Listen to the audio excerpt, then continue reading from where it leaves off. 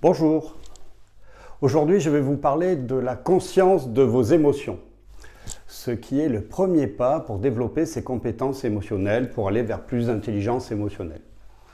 Développer la connaissance de ses émotions, c'est avoir la capacité à comprendre ses propres émotions, d'être en mesure d'identifier d'où viennent ces émotions, ce qui va les déclencher et de quelle façon elles se manifestent par la suite. Gardez à l'idée que le principe c'est que les émotions ressenties, qu'elles soient plaisantes ou déplaisantes, elles se déclenchent forcément pour une ou plusieurs raisons. En fait, se juger ou les juger entraîne une complication de l'émotion. L'idée, c'est de mieux les reconnaître pour les explorer et avancer sur le chemin de la compréhension des émotions. Voici donc aujourd'hui quelques stratégies pour développer la connaissance du mouvement de vos propres émotions.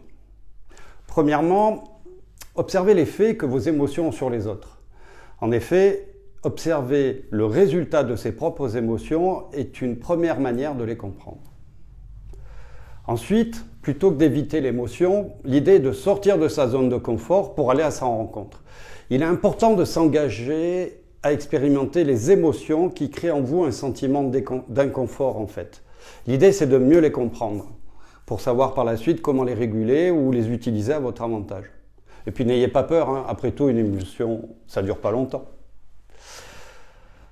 Un troisième point qui est hyper intéressant, c'est ressentir physiquement les émotions à l'intérieur de votre corps. Comprendre les sensations physiques que met en route chaque émotion permet de les voir venir et de mieux les comprendre. Ensuite, essayez d'identifier ce qui vous pousse vers telle ou telle émotion. Être conscient du déclencheur qui cause l'émergence de votre émotion permet de gagner en souplesse dans nos réactions et souvent permet d'en baisser l'intensité. Une dernière, allez chercher du retour ou du feedback. Bien sûr, n'hésitez pas à utiliser vos collègues. Obtenez un retour sincère des autres permet de poser des bases solides pour votre évolution. Lorsque vous demandez du feedback, il est important de demander des explications concrètes. Comme ça, vous comprenez mieux ce que vous faites, c'est un peu comme si vous vous voyez. Voilà quelques pistes, il en existe bien d'autres que j'utilise en formation ou en coaching. Testez, vous verrez, vous avez tout à gagner à rentrer en amitié avec vos émotions. Alors je vous dis à bientôt pour développer vos compétences émotionnelles et n'oubliez pas, vos émotions sont des ressources. Au revoir.